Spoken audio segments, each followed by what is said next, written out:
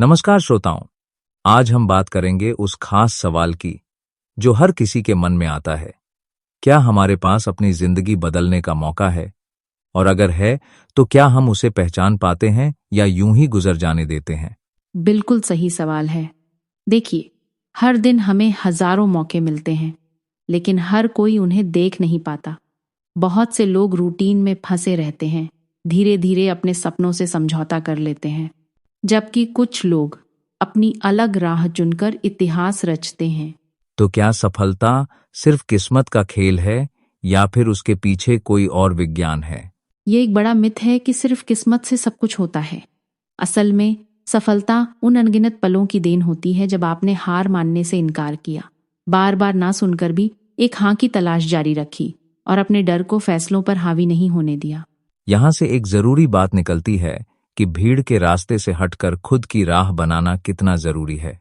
बिल्कुल, जो लोग भीड़ में खो जाते हैं वह कभी अपनी पहचान नहीं बना पाते, लेकिन जो खुद की राह चुनते हैं वही लोग असाधारण बनते हैं, क्योंकि इतिहास सिर्फ उन्हीं को याद रखता है जिनमें जुनून होता है कुछ अलग करने का।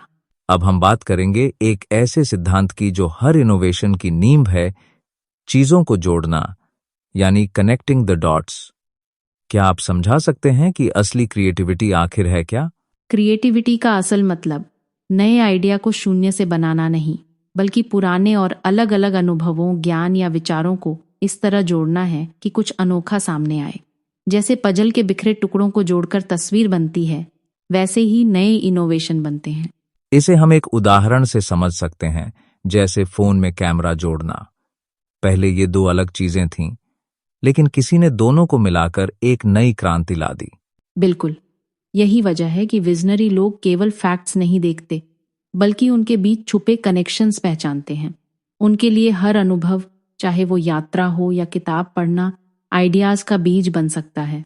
तो क्या इसका मतलब यह है कि हमें हर नए अनुभव को अपनाना चाहिए, भले वह हमें उस समय गैर जरूरी या बेमतलब लगे?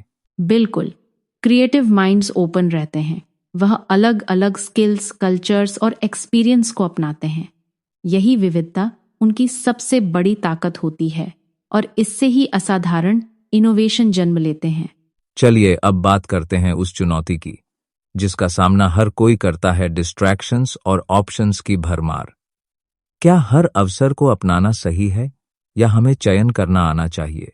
यहाँ सबसे बड़ा सच ये है कि हर दरवाजा खोलना जरूरी नहीं। असली समझदारी ये है कि हम कौन से दरवाजे खोलें और बाकी सभी को ना कह दें। फोकस का असली मतलब है अपनी एनर्जी सिर्फ उसी चीज में लगाना जो आपके अल्टीमेट विजन को पूरा करे। तो क्या ना कहना डरावना नहीं लगता, खासकर तब जब सामने कई आकर्षक मौके हों या लोग आपको जज कर रहे हों? बिल्कुल, ना कहना आसान नहीं है। कई बार यह डर सताता है कि कहीं कोई बड़ा मौका हाथ से ना निकल जाए। पर सच तो ये है, हर गलत हाँ आपको सही अवसर से दूर ले जाती है। ग्रोथ के लिए जरूरी है कि हम डिस्ट्रैक्शंस को तिलांजलि दें। अगर हम हर नए प्रोजेक्ट या विचार के पीछे भागें, तो क्या हम कभी मास्टर बन सकते हैं? नहीं, बार बार दिशा बदलने से मंजिल दूर होती जाती है। जिस तरह गार्डन में वीड्स हटाए बिना फूल नहीं खिल सकते, वैसे ही गैरजरूरी चीजों को छोड़ना आपकी सफलता की जड़ें मजबूत करता है। यही क्लैरिटी और फोकस की असली शक्ति है। अब हम दो और बेहद अहम सिद्धांतों की बात करेंगे, स्टे हंग्री, स्टे फुलिश और मास्टर द मैसेज। आखिर इन दोनों में गहरा संबंध क्या है? देखिए, स्टे हंग्री का मतलब है हमेशा सीखने और आगे बढ़ने की भूख जिंदा रखना। स्टे फुलिश का अर्थ है इतना ओपन माइंडेड रहना कि नए एक्सपेरिमेंट्स, रिस्क्स लेने से ना डरें। यह दोनों मिलकर आपको भीड़ से अलग खड़ा करते हैं। और अगर आपने बहुत अच्छा प्रोडक्ट या आइडिया बना भी लिया, लेकिन उसे सही तरह से लोगों तक नहीं पहुंचा पाए, तो क्या उसका असर रहेगा? बिल्कुल नहीं। मास्टर द मैसेज यानी अपनी बात को इतने जुनून, सच्चाई और कहानी के साथ पेश करना कि लोग सिर्फ सुने ही नहीं, महसूस करें। दुनिया में लाखों आइडियाज आते हैं, फर्क सिर्फ प्रेजेंटेशन से पड़ता है। तो क्या एक साधारण प्रोडक्ट भी बेहतरीन कहानी और मैसेज के कारण असाधारण बन सकता है? बिल्कुल, कहानी में ताकत होती है।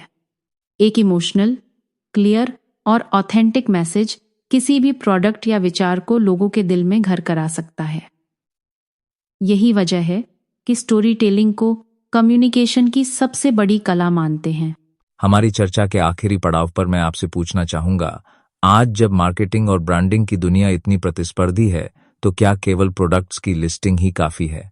नहीं, आज लोग सिर्फ प्रोडक्ट्स नहीं खरीदते, वे अपने सपनों का छोटा सा हिस्सा खरीदते हैं। इसलिए सेल ड्रीम्स नॉट प्रोडक्ट सबसे अहम सिद्धांत है। बड़ी ब्रांड्स ने हमेशा सपना, उम्मीद और एक बेहतर कल का वादा बेचा है। क्या आप कोई उदाहरण दे सकते हैं कि कैसे एक साधारण प्रोडक्ट को सपना बनाकर बेचा जा सकता है? बिल्कुल, जैसे कैमरा सिर्फ मेगापिक्सल नहीं, बल्कि बच्चों की मुस्कान को हरदम कैद करने का जरिया है। एक फोन सिर्फ मशीन नहीं, बल्कि दोस्तों से जुड़ाव, यादों को सहेजने और क्रिएटिविटी का माध्यम है। तो क्या इसका मतलब यह है कि हमें ग्राहकों के सपनों को समझना और उनसे जुड़ना आना चाहिए, न कि सिर्फ फीचर्स गिनवाना? बिल्कुल, जब आप लोगों को उनकी अपनी कहानी, उनकी उम्मीद दिखा पाते हैं, तो प्रोडक्ट्स की तुलना खत्म हो जाती है। सपनों की खरीद में कंपटीशन नहीं होता। यही वजह है कि असली कनेक्शन ब्रांड और ग्राहक के बीच बनता है, और यही लॉयल्टी की नींव है।